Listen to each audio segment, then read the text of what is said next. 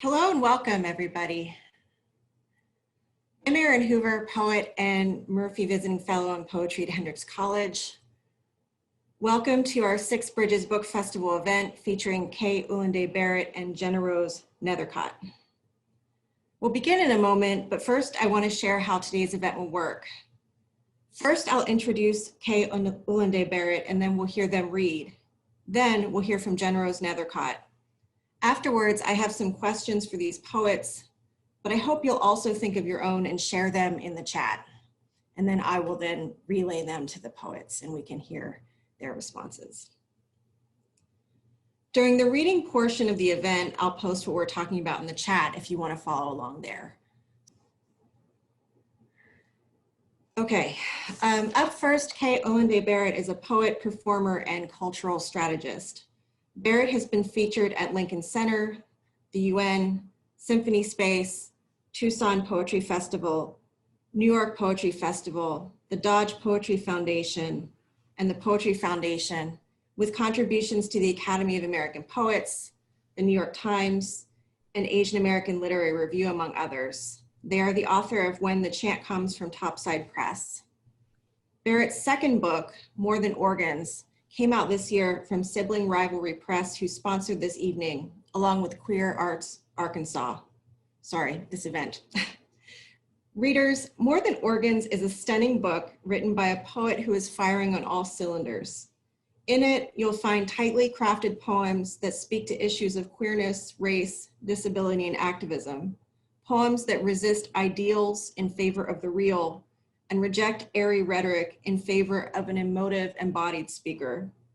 These are poems that I sense cost something to write, but also create anew. Listen to these individual lines sing. Misunderstood is not the same as standardized desire. It is clear I do not have the grit of star seams.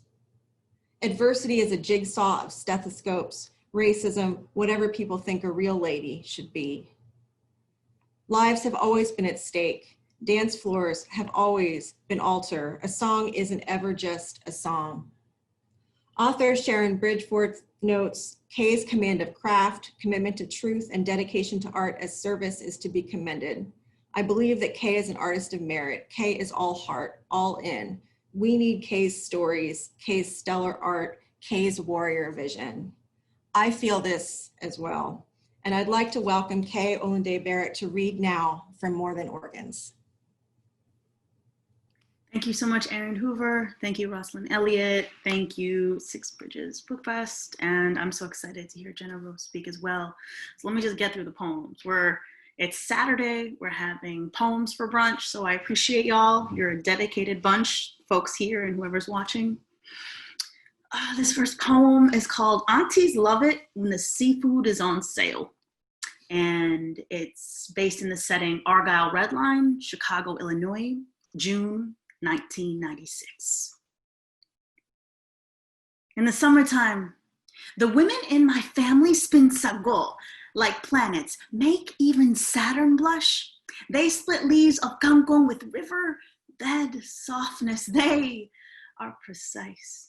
Measure rice by palm lines with laughter and season broth made from creatures' last gasps. You'd swear that they were teenagers again, talking gossip, stretching limbs, elastic, durable like seaweed. Come dinner time, skilled mouths slurp through the domes of shrimp and crab. Oh, I'm sorry, this is not a vegan poem. They, my aunties, prize the fat. The angles of their teeth splinter claw, snap sinew, dip tart into sweet, then back again. Bitterness balanced. Succulence on succulence is to find flesh from even the smallest of spaces. Women who swallow whole, who make a pile of bones, who suck teeth and taste every morsel so that all that is left is a quiet room and shells of what once was. To the daughters of dried fishnets, whose dreams dragged on sand, dragged to this country, they bring home recipe years later, flick joints to garlic, culinary remix, teach cousins, this is how you stay alive. Morning in the Midwest by taste bud.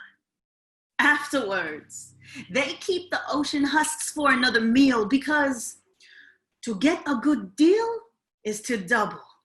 And anybody from an island will tell you that that is where the true flavor is. And what is hunger anyway? But the carving out of emptiness, the learning, you gotta always save something for later. Thank you so much. I like to kick it off with a food poem. All right, so this next poem is for Brandon Lacey Campos, my dearest poet and comrade. I think for queer people, we have various kinds of chosen family. So this is to my chosen family and now ancestor. For Brandon Lacey Campos. When you hugged me, I circled my palm on thick flesh, gave it an extra second. You never know the last time you get to love on somebody ever, but it was obvious for me to feel honored. In West Village, I read this bad draft of a poem to you during Monday, all you can eat crab special. It's a theme, I like seafood. And we unfolded bibs and got ready for mess. There's a photo of this time. Each dimple of yours like firework, red, orange, cartoon, plastic crustacean waving over your pecs, protection from splatters. I imagine your heartbeat a buffet for proper eardrum. It reminds me that there were other dreamy men who weren't worthy, but here I was. Together, an afternoon meant we split tendons, cracked joints to get the good meat. In tears, I would summon my dead mama and you would erupt over a buttery claw and say, this is how we learn to eat this way from our mama's mama's mama. What I remember is that you cried too, and probably about another friend you lost, or why does the world always take away the good ones? Still, we cackled and could go on for hours, feeling that we're fed, feeling like at least we have handfuls of something. At least we are the one at the end here, unbroken. Later that afternoon, you text, OMG, Hudding, my lips are burning. I think I'm allergic to Old Bay. And I send an LOL and tell you, oh no, I love you. Heart emoji, fire emoji, chili emoji. We never get to meet up after that. I saved this text to hold on to the nuance, the kinship of pleasure and pain.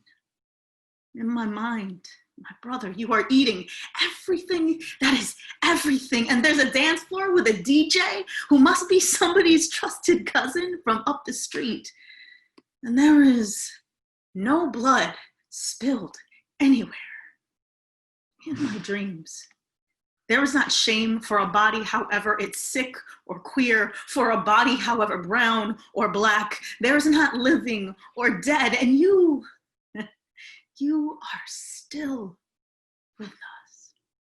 Face moist from the strobe lights, voice hoarse from the loudspeakers, screaming, we have poems, we have liberation, we have homes, we have medicine, we have each other indefinitely. Thank you very much. Because I'm a Virgo sun, I'm a stickler for time. So I'm gonna try to beat that 10-minute clock. If you're on Instagram, please follow me at Brown Round Boy, because I'm brown, I'm kind of round. And I'm a boy, B-O-I. This last poem is with gratitude for Samia Bashir. Its title is Tell a Child About Something That Causes You Fear or Dread.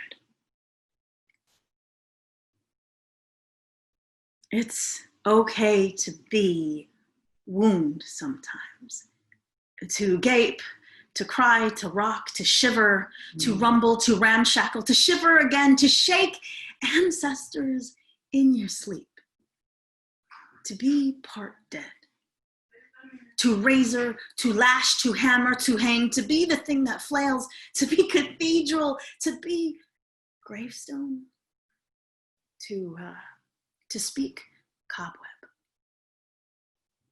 Let me tell you, to die every day is the kind of pulse that makes music, to be the kid who leans against books more than people, to be the book as it opens, closes, folds in on itself on the same paragraph, to be that underlined stanza whose body bursts, syntax scars naked, love body, when it emblazons family curse.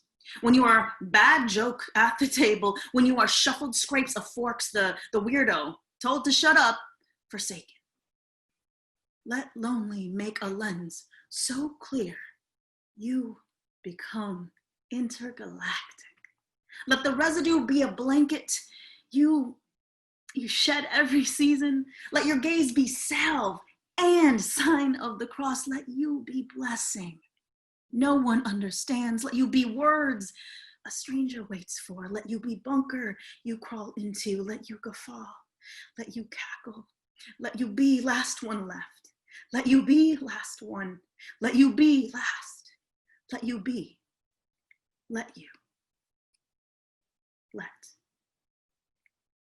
Thank you so much, Six Bridges Book Festival. Thank you again, ERin Hoover, for your moderation. Rosalind Elliott. I'm excited for Genna-Rose, and yes, please celebrate poetry as you can and fight for justice when you're able. Thank you, Kay. I know we all can't hear each other, but we all need to clap or snap or stomp our feet or whatever we can do to appreciate the poems that Kay shared with us. So I'm gonna give some snaps. Thank you so much. I also have just posted a link in the chat if you're able to buy, and if you want to buy Kay Ulanday Barrett's book, More Than Organs. I have a direct link right there that'll get you to the page that you need to be on to buy it. So our next reader is GennaRose Nethercott, a born Vermonter. Hold on. Her work has appeared widely in journals and anthologies, including Baum, the Massachusetts Review, The Offing, and Pank. She has been writer in residence at the Shakespeare and Company Bookstore, Art Farm, Nebraska, and the Vermont Studio Center, among others. She tours nationally and internationally, performing from her works and composing poems to order for strangers on a manual typewriter. Today, Nethercott will read from her National Poetry Series winning book, The Lumberjack's Dove, published in 2018 by HarperCollins. Her other recent projects include the narrative song collection, Modern Ballads, and Liana Fled the Cranberry Bog, a story in Cootie Catchers. The Lumberjack's Dove is at first glance about a lumberjack and the hand that he has severed, a story of separation and attachment that calls attention to the symbolic logic of folktale through characters that are both familiar and strange. By putting the storyteller and story listener in conversation, Nethercott asks us to question the artifice of narrative and our place in it. When you discover an ending to this story, Nethercott writes, it will not be on the lips of a storyteller. I have no lock for this door. Poet Louise Glick calls The Lumberjack's Dove magical, its many insights, its cautions and clarifications, unfolding in a chain of brief scenes and cone-like revelations. This is a book of unexpected lightness and buoyancy, as necessary in our tense period as the more urgent confrontations. Welcome, GennaRose Nethercott. Thank you so much. That was a really lovely introduction. And Kay, that was beautiful. I'm so glad I was here to get to see and hear those beautiful words. Yeah, thank you all for being here today. Thank you to the Six Bridges Festival, and thank you to Roslyn, who's our tech wizard behind the scenes. I'm going to read a little bit first from the Lumberjacks Dev, as seen here, and then maybe slip into a couple new poems if we have a bit of time at the end. So, yeah, here we go. So the Lumberjacks Dev it's one book-length poem. It's sort of a folktale in the form of a poem. It's an invented folktale and uses kind of the logic and the language of folktales. So it's told in all of these sort of little, well, you'll see when it's posted, it's told in these little like cubes, and the cubes coalesce to tell a story. So I'm just going to read you a bit of that story. It's the same old story. A lumberjack loses a hand to his own axe. The hand becomes a dove. The hand tries to fly away, but the lumberjack catches it beneath his shoe. You know this story. The lumberjack ties one end of a string to the hand and the other end to his belt. Then he walks out of the forest, the airborne hand fluttering along behind. There are 3 rules of storytelling. 1, only tell a story if you have to. If you can survive without telling it, keep mum. 2, a story is a two-way mirror. Don't think the characters cannot see you. It's safest to assume they can always see you and they know exactly where you live. 3, the purest way to speak truth is by lying. Lumberjack clutches the absent space at the end of his arm. He looks up at the dove, who in turn looks back at him, already forgetting it was ever anything but sovereign. Stories are best in 3s. We have lumberjack, the abandoned, hand, the abandoner, and axe, the means of abandonment. No matter who you are, all you are ever doing is leaving, or being left, or acting as an impetus to leave. Again and again and again. This is every story. This is the Trinity. Remember, there are infinite stories about separation. And by infinite stories, that is to say that there is this story, and only this story, told many different ways. Sometimes the hand is not a hand, but it's a sweetheart, or a daughter, or a house on fire. Anything can be part of oneself, and anything can be taken away. Sometimes the truck is a fishing boat, or a Boeing 747, or a blocked telephone number. Sometimes the abandoned never makes it free of the forest. So at this point in the book, the story branches out, and the structure of the rest is you're hearing the same story but told in many different ways, many different versions of the same story. One of these versions, he goes to an emergency room to try and get this dove transformed into a hand, and in another version, he goes to a witch doctor. And because we're in October, the spooky season is upon us, I'm going to skip to the witch doctor part and read a little bit from that. The witch doctor. Cut her and count 100 tree rings. Then the light shifts and she's 22 and beautiful, her hair braided in a wreath, her fingernails sharpened to points. She will unwrap a person with an index finger and tinker. She, a clocksmith. The patient, a pocket watch. Lumberjack grabs the dove from air like a peach from a branch, and he slams it down on the tabletop. Fix it. He is arrogant because he thinks he is owed a lot. Maybe he is. Maybe he isn't. It's difficult to say what any one person is entitled to.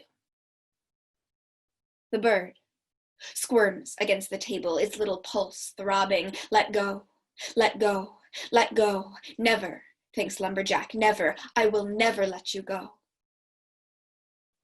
I will never let you go. To be a proper house guest, you must never leave your clothes around the house. You mustn't give gin to the cat. Avoid bleeding on the furniture. If possible, do not touch the furniture at all. Do not touch the floor or the walls. Take up no space. Leave no marks, no stray hair on a pillowcase, no breath condensing on the window panes. Never let the hostess know you're there. This assures that when you leave, you do not leave a gap. The cruelest act a person can commit is to leave a gap. There are 3 rules of storytelling. 1, stories don't care about your prior appointments. They make their own schedule. They are not service-minded. If a story doesn't make you wait, it isn't worth a damn. 2, every story is about you. 3, never ask a story for answers or it will swallow you alive in punishment. The witch doctor sets a sewing needle to flesh. Along Lumberjack's lifeline, she stitches stream beds gone dry. Thread becomes woodlands. Seeds are buried and saplings embroider up towards the sun. Boys are born among the silk. They learn to hold weapons and to unbutton a dress in the dark, and they learn to hew the forest at the waist. They learn to claim what may or may not be theirs to claim. The witch doctor sews and sews, and as she does, forests and boys rise and fall. So that's the Lumberjack clip that I have for you now. And it's funny just talking into a camera and not being able to see all of you. I wish we could all be in a room together. I definitely miss the community element of book events and reading together. I'm gonna read, I think I have time for 2 quick poems. Is that accurate? Yeah? There's no way for you to tell me yes or no. Yeah, GennaRose, go ahead. Okay, cool, thanks. So I've been working on a novel lately and it's making my brain feel like pudding. I definitely have a poet's brain and not a novelist's brain, but I'm doing my best. So something that I've been doing to kind of heal that weird brain mush is working on some poems about the current time that we're in, specifically in regards to the pandemic. So I wrote these fairly early in quarantine, back in April. So I'm just gonna read some brief experiences. This one's called A New Mythology. In the next world, I will have a young daughter. Her hands will yearn to touch every hound's tongue and lilac, every tin cool creek, every one of my fingertips. I won't stop her. I'll not tell her about the world before when there was no touching. I'll not tell her of helicopters flying low over a heat-sick city, 1,000 blue gloves snapping rubber at the wrist. My daughter, she will be small and hungry like a young goat. Her heart, a goat's heart. She'll pull out chunks of her hair while she sleeps and she won't know why. But I will. Some memories live in the body, others in hair. They infest and multiply like lice. Before she was born, we all had terrible haircuts. The barbers were closed. The stores and libraries closed. I cut my own hair with dull scissors in the hall mirror and dreamt of simple things. Going outside, the feel of a man's ribs through a gray t-shirt, dancing in a bar, my hair an albatross no bastard could shoot down. When my daughter wakes, her hands will be famished. She will reach for me. She will reach for the June bugs drumming the window screen. She will reach for her own thinning hair. She will seize what grows there. She will want to hold everything. and she will.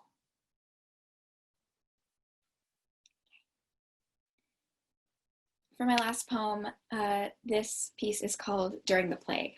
And I wrote this, I was living in New Orleans for the first half of the pandemic, so it takes place there.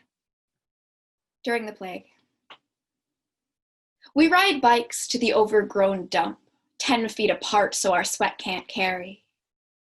Rose finds a tin can laced with bullet holes and fills it with blackberries. Fern drags the swamp grass for snakes. I haven't been here before, but they have. They know all the best kept secrets. The burnt out car, the broken dryer with a peacock feather inside, the gator pond past the sand traps. We throw scrap metal in the air one-handed and home run hit it with a 2x4. It's new summer in Louisiana. Already skillet hot, the sun hungry to bleach a bone if it can find one.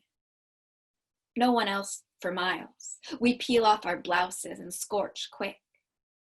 No shade nor breeze, just a broken mirror tiled on the sod, refracting light. I got you something, Rose says. In her palm, a hollow snail shell twice the size of a silver dollar. The spiral, too beautiful to be an accident. Isn't it all too beautiful to be an accident? The bramble and primrose, the junk steel and shotgun casings, our uncovered breasts pinking in the heat. The shell, it's a glorious gift. The shell, I reach for it.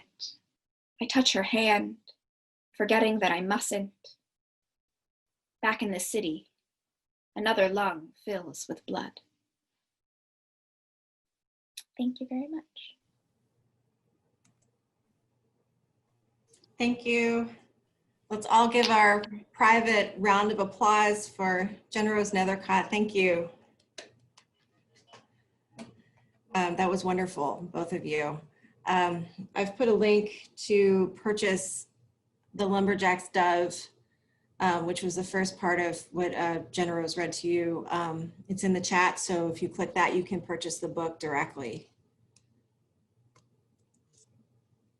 So now we're going to move to the question and answer part of our event, more of a conversation, and everyone, not just me, is invited to ask their questions of these poets. I think they both gave such powerful and tremendous readings. I would be surprised if nobody had something they wanted to ask about, something that provoked them or made them think that they wanted to share. But I'll just start with a few questions. If you do want to add your question, just open the chat window and type it in, and then I will see it and I'll ask your question. So my first question is for Ulanday Barrett. You describe more than organs as questioning whatever wholeness means, for bodies always in transit, for the safeties and dangers they silo. And I think throughout the book, we see characters, and particularly a speaker, engaging with multiple forms of resistance. And so I was wondering how the form of the poems, how does that also enact that sense of disrupting this idea of the whole?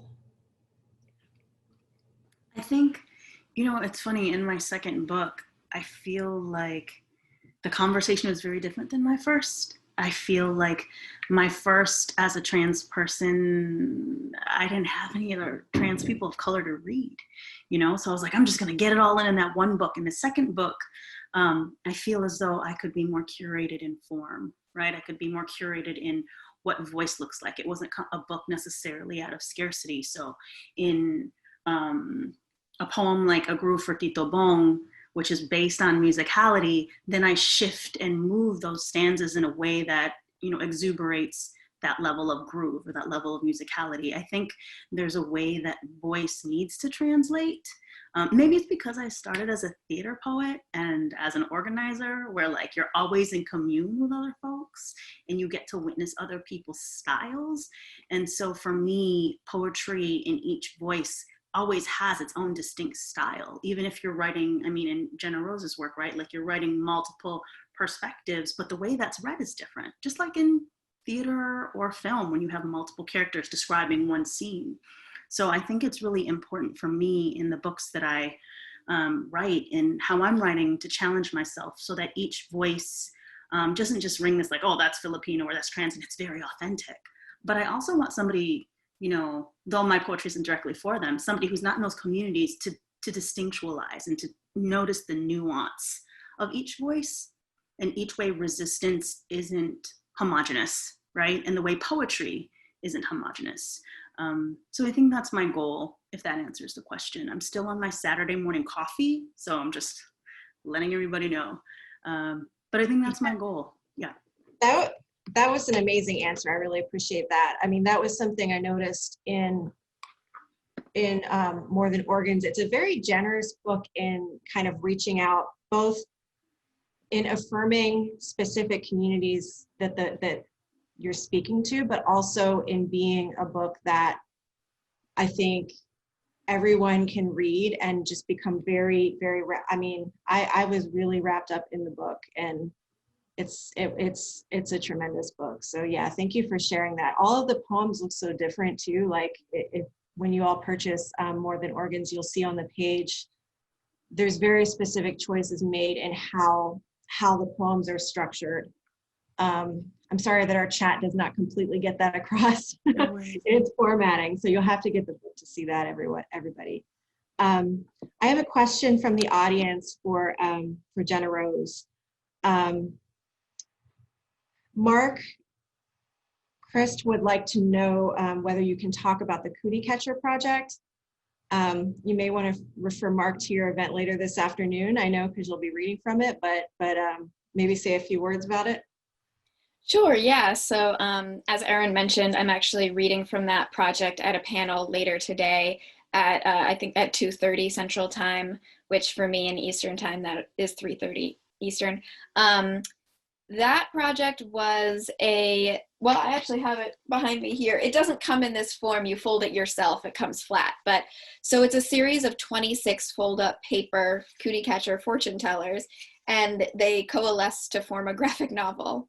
That's sort of a spooky story about a cranberry bog where these women work this bog, and in order to assure a good harvest, one of them is fed to this bog beast once a month. So it's a very sort of fun, spooky project, and it's illustrated by this incredible illustrator named Bobby Detrani. So the interior is fully illustrated, and you open it up, and there's all these different options for how the story can go. And it was published by a small press out of East Hampton, Massachusetts, called Nine Pin Press. So that book is also available through the festival links, as well as directly from Nine Pin Press on their website. But if you want to know more, I would recommend coming to that panel later, where I'll be speaking with Hillary Leichter on her book Temporary as well. Yeah, great. Thank you, GennaRose.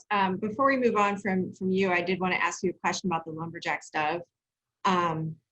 So I noticed that your book, it seems to be about the quest for wholeness, at least on the surface, in that the lumberjack wants his hand back.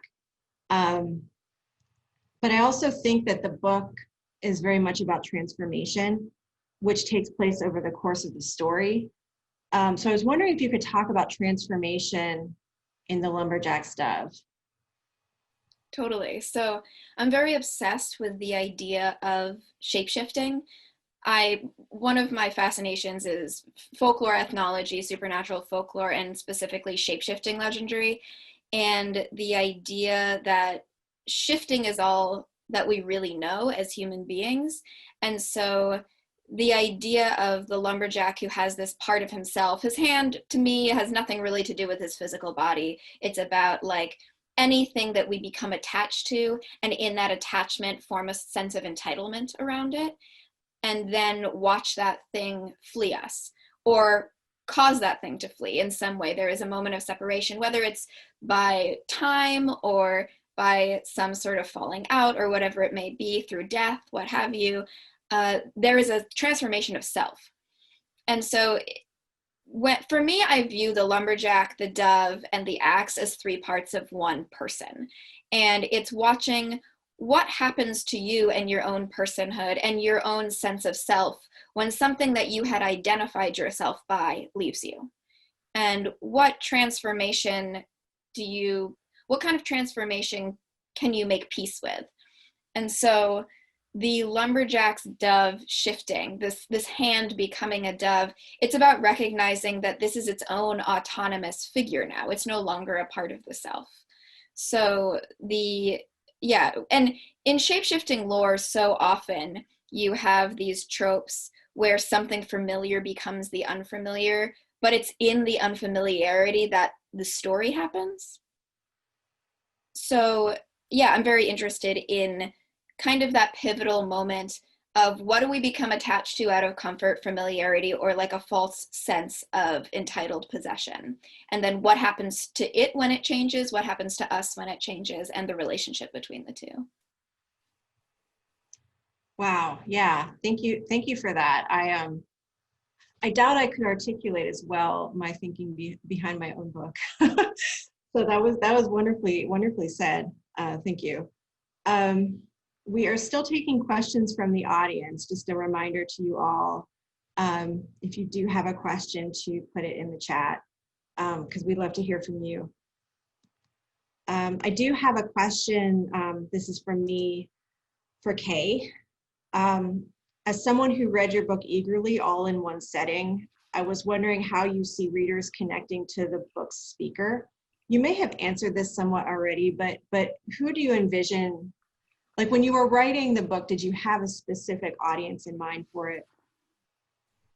Yeah, I mean, one, ERin, why did you read that from beginning to end? Like, that's a dense ass book. Like, I wouldn't, I would not read this book from beginning to end. So you are that's a lot of bravado.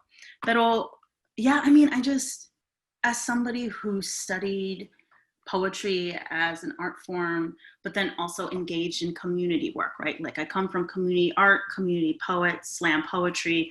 For me, I knew that I needed to be durable, right? In my embodiment, right? Like, I come from low working class, trans folk, people of color, migrant communities, and I got the privilege to be academic and to be in places that discuss refinement and acceptability and respectability. So I wanted my book to have that same durability and pushback. I mean, from the get, my poems are always for my people. I know it's a very quintessential conversation, but again, when I was little, I was like, I'm gonna write a book. I'd go to the library and like you put in like queer Filipino poet or transgender poetry, and there was very little. Like you're talking about early 2000s, 90s.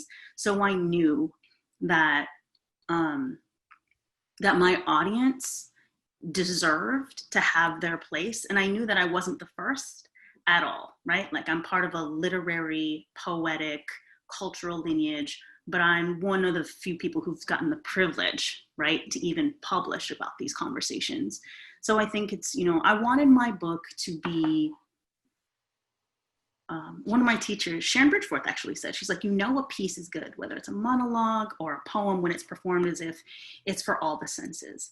And so I wanted somebody who maybe didn't, grow up with academicized poetry, but could hear in my intonation, inflection rate, and pitch, the way it's written or performed, that I could still be for them. I want somebody who, if you mute me and don't hear the sound, you can still feel the engagement of embodiment, right? So yeah, I think my poem isn't necessarily universal, but I'm like a four-fer. When you get a two-fer where it's like, buy one, get the other free. I'm like trans, disabled, person of color.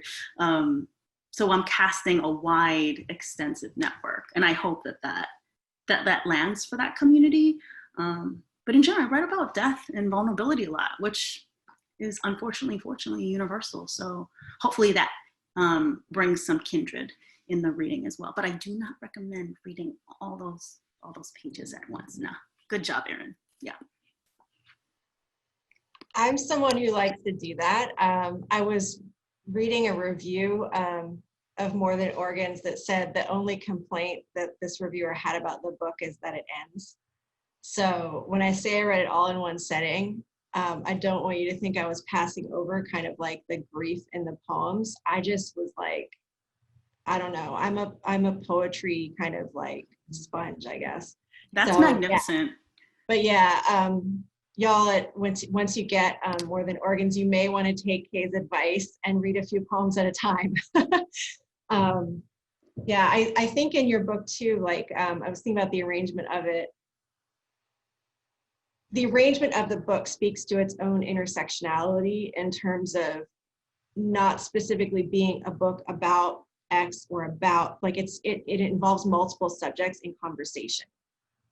So I really appreciated that too. I don't see any questions yet from the audience. So y'all, this is a good space. I hope that if you do have questions, you'll add them to the chat. I have a question for GennaRose next. GennaRose, I know that the Lumberjack's Dove is written without line breaks, obviously. Anyone who looks at it can see that. But in other projects, including the 2 poems you read today, you use lineation. So I'm wondering, where's that difference for you? Also, like, what would you call, do you have a specific name for kind of the long form narrative prose poem book that you wrote in the Lumberjack's Dove? Yeah, so when I was working on Lumberjack, I wasn't even sure what I was thinking of it as. When I was submitting it, I was submitting it as both fiction and poetry to both venues. And I kind of didn't decide that it was strictly poetry until it was picked up by the National Poetry Series, and just in title, I was like, well, I guess it's a poem now. But for that, I was very interested in sort of the active hybridity in what is a novel, what is a poem, what is a story. And I call the form of this, I refer to each little section, I call a cube, which is not a super refined way to say it, but that's a cube. That's what it is. And sometimes when I'm trying to describe the book to people so that they can get a better sense of the form, I say it's kind of a novel in verse. But to me, I just think of it as a folktale, or like mimicking the form of a folktale. And so line breaks wouldn't fit into that sort of the mythology and the history of the voice of the folktale teller necessarily, unless you're speaking about balladry or something with a structured rhyme and meter in that history, which there's like a very rich tradition of. But for me, my thought in devising this book was I just wanted each little cube to say something true. And that was my main goal, is if this cube says something true, then it's a successful little niblet, and then I'll move on to the next one, and that one will say something true as well. And then if I can tell an entire story that way, I have succeeded. So the line breaks weren't sort of a part of that mission to me in this book. I do write with line breaks when I'm writing individual poems, like sort of traditionally lengthed poems. And I don't know if I can like intellectualize the reason I make the choice between one and the other. To me, it has to do with the cadence. So if I hear the music of a piece in my head as having a cadence reliant upon certain breaths in certain places, then I will use those line breaks to make that happen. In this case, the breaths in my mind and in the voice in my mind take place at the end of each cube. And so that to me functions in the way that a line break functions in a shorter poem. So it's all about, where do I want the reader to like hesitate for a moment and be suspended in some kind of like helium moment? And then when do I want that to pop and them to land back down into the next thought? Yeah, thank you. Okay. So I have a question now for both of you. I'm up for whoever wants to answer it first. So, you know, we just got this news that Louise Gluck was awarded the Nobel Prize in Literature. And so I wanted to ask you both about your influences in terms of what person or force has been important to you in your progression as writers and poets. Okay, why don't you start, since I just went? I mean, Anybody, I feel like with all of my books, I have this thing, like before I even get to an editor, I have this confidant circle. And I always reach out to theater artists, people who are essayists and speechwriters, people who aren't just exclusively poets, even dancers, you know.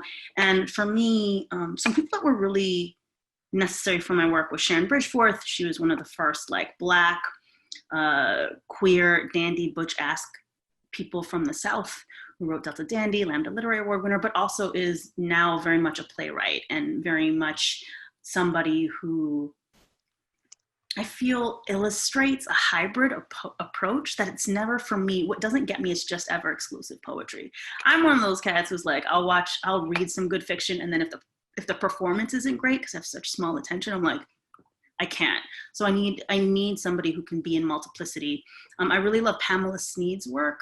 Pamela Sneed, I think, whose new book is coming out with City Lights now, is like a visual artist, an essayist, and also someone who is a really marvelous stage presence. I feel like those two have really guided me. I think for trans poets, I really love T.C. Tolbert, who is a mentor of mine.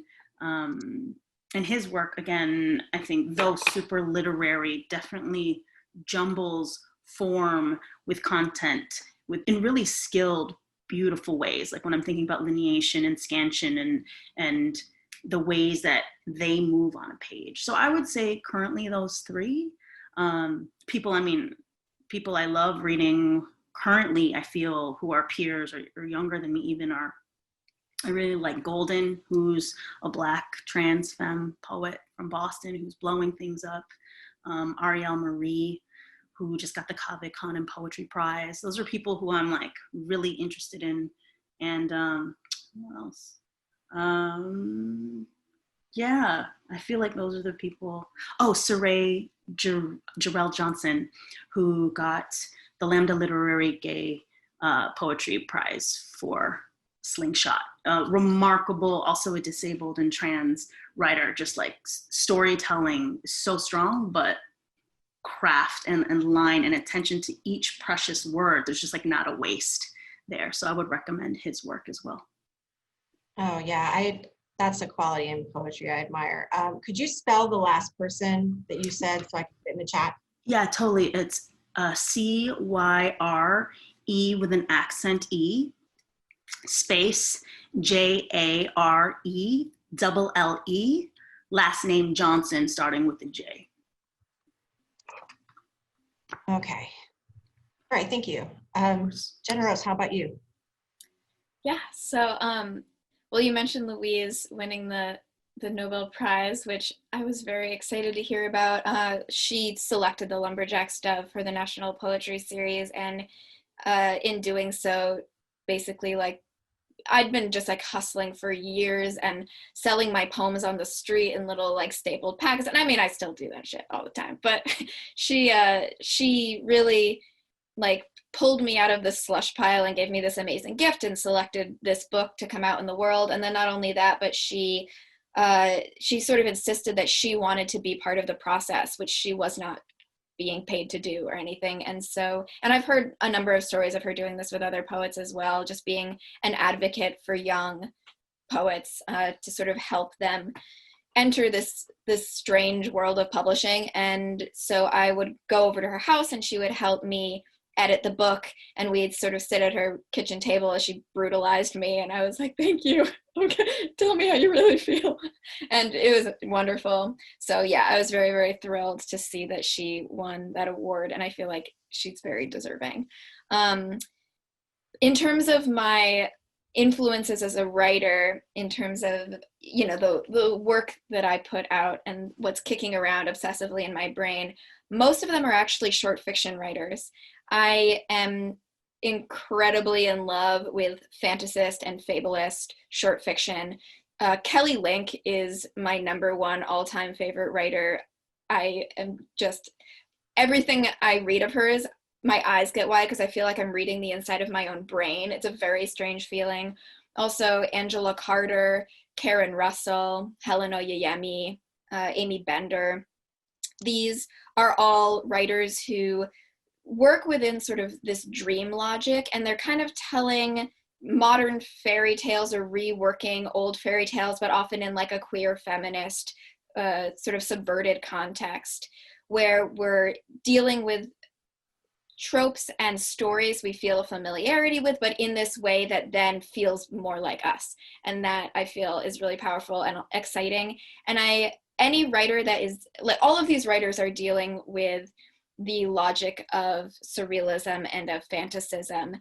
And to me, this is also like the logic that I deal with both in my writing and in just my brain as a person. And I find it to be a really powerful thing, that concept of magical realism, because I feel like it mends the sort of dissonance of personhood that I experience, where when you're feeling certain things or experiencing certain things as a person, they are not necessarily physically reflected in the world around you, right? So say you experience a heartbreak, your body stays the same mostly, except for you maybe get a little sick. The world physically around you doesn't usually change at all with that. However, in magical realism, you experience a heartbreak and suddenly your house burns down or grows legs and walks away, or your hand turns into a dove. So all of these writers, all of those short fiction writers I just listed, who are there in the chat, Karen Russell was one of them, Amy Bender and Helen Oyeyemi, which is Oyeyemi. They all work within that logic, so they mend this dissonance, which I think especially for anyone in any marginalized community, the physical world around us are not necessarily and always reflecting the world as we're experiencing it, or at least the world as we're being told to us by some sort of mainstream narrative doesn't always match the way that we experience the world.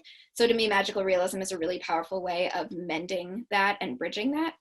So yeah, all of those writers I get very amped up about. And it's the sort of thing where, like, if you catch me drunk at a party, I'm like, have you read Kelly Link? It'll change your life. And everyone's like, yes, you've told me. Calm down. So yeah. Yeah, awesome. Thank you. I am not good at spelling people's names, so I captured what I could, but if you want to look in the chat, I'll type it in. I will not be insulted if you correct me, because I am not good at names. Yeah, there you go.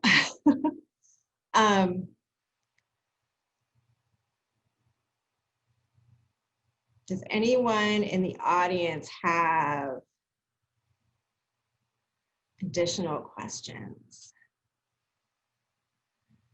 I mean, I'm interested just personally in knowing what your work. I mean, this is such a job interview question, and I'm sorry, because sometimes when people ask me this, I'm like, could you not? But what are you working on now? What's your next project? What's exciting to you right now in terms of what you're working on? I'm only laughing because I feel like the pandemic as a disabled person has really stunted my ability to write poetry, which I never thought would happen to me.